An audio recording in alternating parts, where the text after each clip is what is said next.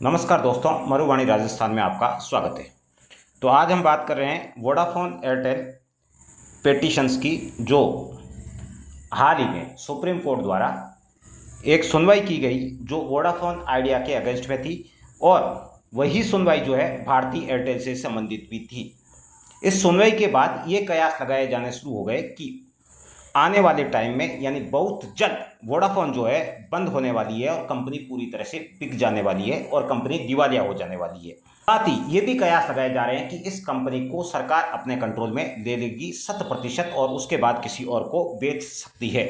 तो इसमें कितना दम है और कितनी सच्चाई है और ऐसे कयास क्यों लगाए जा रहे हैं, हम इस पर विस्तार से चर्चा करते हैं। जुड़े रहे ताकि आपको पता लग सके कि वास्तव में इस दावे में कितनी सच्चाई है और लोग इस प्रकार की बातें क्यों कर रहे हैं। सुप्रीम कोर्ट में आइडिया और एयरटेल से संबंधित यानी वोडाफोन आइडिया और एयरटेल से जो संबंधित सुनवाई है, वो सुनवाई 19 मई को हुई है, लेकिन उससे पहले 18 मई को वोडाफोन आइडिया सरकार ने माफ नहीं किया $5 अरब का बकाया। सुप्रीम कोर्ट पहुंची कंपनी सुप्रीम कोर्ट पहुंची थी, जिसकी खबर है। लेकिन आज वो जिस मुद्दे पर पहुंची थी उस मुद्दे की सुनवाई हो गई और उसके बाद कोर्ट ने फैसला भी दे दिया। और सुप्रीम कोर्ट पहुंची कंपनी, सीईओ ने दी ऑपरेशन बंद होने की चेतावनी। वोडाफोन आइडिया के जो सीईओ है, उन सीईओ ने पहले ही कह दिया कि कंपनी बंद हो जाएगी अगर सुप्रीम कोर्ट ने हमें राहत नहीं दी तो। और इस मुद्दे की आज सुनवाई हो गई और सुनवाई होने के बाद सुप्रीम कोर्ट ने वोडाफोन आइडिया को किसी प्रकार की राहत नहीं दी है, जिसके कारण इस प्रकार के कयास लग रहे हैं कि वोडाफोन आइडिया आने वाले दिन में बंद हो जाने वाली है, क्योंकि इस कंपनी की हिस्सेदारी पहले से ही 49% सरकार के पास है। तो आपके दिमाग में चल रहा होगा कि मुद्दा क्या था और किस मुद्दे पर पहुंची थी। तो ये मुद्दा जिस चीज से संबंधित था वो था एजीआर से, यानी एजीआर का मतलब एडजस्टेड ग्रॉस रेवेन्यू, जिसे हिंदी में आप क्या कहेंगे, समायोजित सकल आय। अब आपको दोनों ही समझ में नहीं आया तो आपको बता दें कि कोई भी टेलीकॉम कंपनी जो होती है वो सैटेलाइट के थ्रू काम करती है, और जो सैटेलाइट के थ्रू काम करती है वो सैटेलाइट तो कंपनी की नहीं होती है, वो तो सरकार लॉन्च करती है। और सरकार जो लॉन्च करती है तो उस सैटेलाइट के थ्रू जो कॉलिंग होती है तो सैटेलाइट का किराया वसूल करती है, जिसे हम नॉर्मली क्या कहते हैं, स्पेक्ट्रम कहा जाता है। तो स्पेक्ट्रम शुल्क और लाइसेंस शुल्क के रूप में सरकार क्या करती है, सरकार जो कंपनियां हैं उन कंपनी से पैसे वसूल करती है। तो कंपनी जो है वोडाफोन आइडिया कंपनी जो है उससे भी इसकी रकम वसूल करनी थी, किसकी, स्पेक्ट्रम की रकम वसूल करनी थी। लेकिन कंपनी कह रही है कि हमारे पास पैसे नहीं है, तो कंपनी ने लंबे टाइम तक पेमेंट नहीं किया, और पेमेंट नहीं किया तो उसके बाद अब सुप्रीम कोर्ट ने कह दिया है कि आपको पेमेंट करना ही होगा, और अगर आप पेमेंट नहीं करोगे तो फिर सरकार क्या करेगी, वसूली की योजना चलाएगी। सरकार ने पहले ही आपका 49% लगभग स्टेक ले लिया है, और बाकी का जो 51% है वो भी वसूली में ले सकती है, क्योंकि दिवालिया कानून जो है वो लागू हो जाएगा, और जब दिवालिया कानून लागू हो जाएगा तो एनसीएलटी आपकी संपत्ति को जब्त कर देगी। तो कयास यही लगाए जा रहे हैं कि वोडाफोन आइडिया भी दिवालिया होने वाली है और उसकी संपत्ति सरकार जब्त करने वाली है। इस प्रकार के कयास लगाए जाने का प्रमुख कारण यह है कि वोडाफोन आइडिया ने 6,854 करोड़ मूल एजीआर भुगतान किया है, जो 6-7 से 18-19 तक के वित्तीय वर्षों का था। जो 2006 से लेके 2019 तक का जो एजीआर अमाउंट बन रहा था, वो एजीआर अमाउंट कंपनी ने पेमेंट कर दिया। उसका पेमेंट कितना किया, 6,854 करोड़। और उसके बाद कंपनी ने 8,837 करोड़ की अतिरिक्त एजीआर देनदारियों का भुगतान को 4 साल के लिए स्थगित किया है। ये पुरानी बात है। राशि 16-17 से 18-19 तक के वित्तीय वर्षों के लिए है। ये भुगतान मार्च 2026 से 6 समान किस्तों में किया जाना है। तो विशेष जो है मूल अमाउंट कितना है, 8,837 करोड़, जो कब का है, 2016-17 से लेके 18-19 तक, मतलब 16 से 19 तक 3 साल का अमाउंट है। ये अमाउंट कब का है, जब जियो की एंट्री हो चुकी है और कंपनी का रेवेन्यू क्या हो गया था, उस टाइम बिल्कुल डाउन हो गया था, लोग जियो की तरफ शिफ्ट हो गए थे। तो रेवेन्यू जब डाउन हो गया तो कंपनी को लगा कि कोई बात नहीं, अभी कम है, जियो जब भुगतान बढ़ा देगा तो उसके बाद हम क्या करेंगे, वसूली करेंगे और ये पैसे चुका देंगे।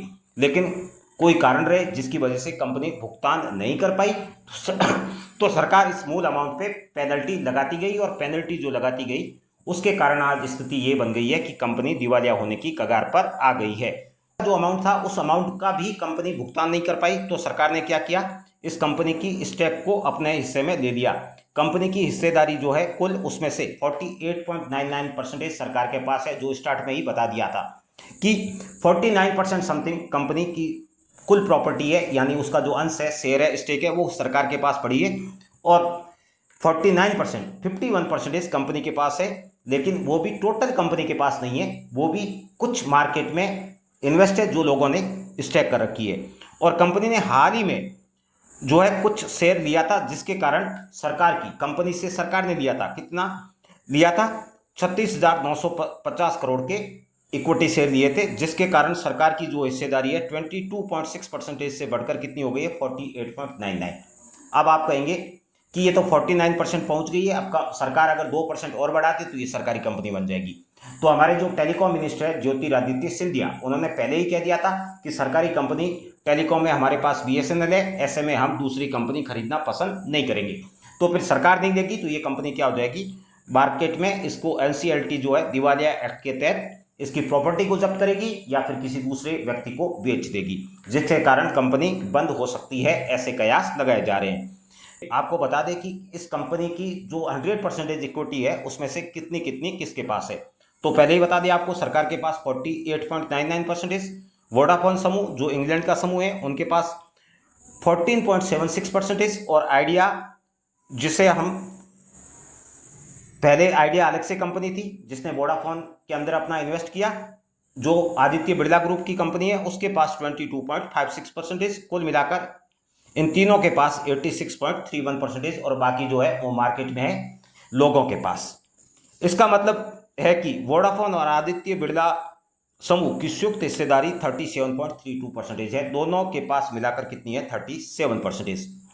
हालांकि सरकार सबसे बड़ी शेयरधारक बन गई है, लेकिन सरकार संचालन में नियंत्रण अभी भी वोडाफोन आदित्य बिरला समूह के पास है। सरकार इसकी कंट्रोलिंग नहीं कर रही है, क्योंकि सरकार इस कंपनी को खरीदने में पहले भी इंटरेस्टेड नहीं थी और आगे भी इंटरेस्टेड नहीं है, जिसके कारण ये कयास लग रहा है कि वोडाफोन समूह जो है वो या तो बंद हो जाएगा या फिर दिवालिया एक्ट के तहत किसी और के हाथ में चला जाएगा, क्योंकि सरकार इंटरेस्टेड नहीं है। तो AGR का बकाया भुगतान और समय सीमा, सितंबर 2020 में भारत के सर्वोच्च न्यायालय ने टेलीकॉम कंपनियों को AGR बकाया राशि को 10 वर्षों में चुकता करने की अनुमति दी थी, और आपको पहले ही बता दिया कि इसका अमाउंट ड्यू कब से पड़ा है, 2016 से, जिसको 10 साल की छूट दी, मतलब 2026 से आपको पेमेंट करना था। लेकिन पेमेंट करने की बात आई तो उससे पहले कंपनी पहुंच गई कोर्ट की, भाई साहब हम कर नहीं सकते हैं, इसलिए हमें क्या दो, इसमें छूट दे दीजिए। लेकिन कोर्ट ने कोई छूट नहीं दी है, जिसके कारण बिकने के कयास लग रहे हैं।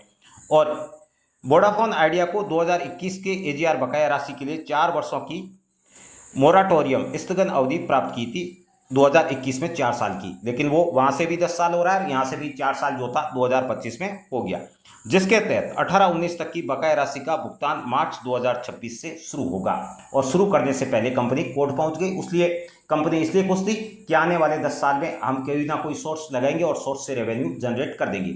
लेकिन आपको बता दें कि 2016 से जियो ने पूरे इंडिया में 4G नेटवर्क तो फैलाया जो फैलाया, उसके बाद 2022-23 के आसपास आते आते जियो ने 5G नेटवर्क की शुरुआत कर दी, लेकिन वोडाफोन अब तक 4G भी सारे शहरों में स्थापित नहीं कर पाई है। कहीं तो अभी भी 3G चल रही है गाँव में, और 5G तो कुछ चुनिंदा शहर में हुआ है, जिसके कारण कंपनी का कोई रेवेन्यू का स्रोत दिख नहीं रहा है, जिसके कारण हम ये कहें कि प्रेजेंट में जो उसको पेमेंट करना है उस पेमेंट का वो भुगतान कर पाएगी अगले कुछ महीनों के भीतर। और आप सोच रहे होंगे इतना कितना बड़ा अमाउंट है जो नहीं कर पाएगी, तो आपको अमाउंट बता देते हैं कि कितना बड़ा अमाउंट है। वो प्रिंसिपल अमाउंट है 12,000, यानी मूलधन आपका कितना है 12,797 करोड़। इंटरेस्ट कितना है 28,000, जो मूलधन के ऊपर इंटरेस्ट, और टाइम से पेमेंट नहीं किया उसकी पेनल्टी लगा दी सरकार ने 6,012 करोड़, और जो पेनल्टी है उसके ऊपर 11,151 करोड़ का इंटरेस्ट हो गया। तो कुल मिला के 59 करोड़ से भी ऊपर हो गया है, इतना अमाउंट आपको पे करना है। तो पहले आपने क्या किया, 36,000 करोड़ में आपने क्या कर दिया, 26% हिस्सेदारी दे दी।